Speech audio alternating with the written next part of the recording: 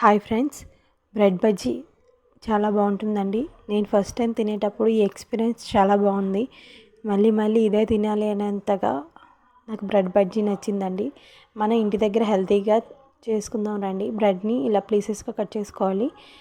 బజ్జీకి ఎటువంటి కన్సిస్టెన్సీలో మీకు కలుపుకోవాలో తెలుసు కదా. కొద్దిగా శనగపిండి, ఉప్పు, టేస్ట్ సరిపడినట్టు కారం తీసుకొని ఎక్కువ వాటర్ వేయకుండా కలుపుకోవాలి.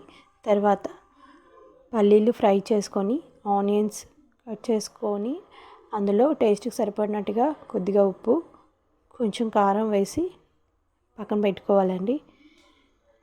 ఆ తర్వాత మనం ప్యాన్లో ఆయిల్ వేసుకొని హీట్ చేయాలి.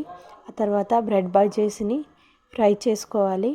రెండు వైపులా తిప్పుకుంటూ ఫ్రై చేసుకోవాలి.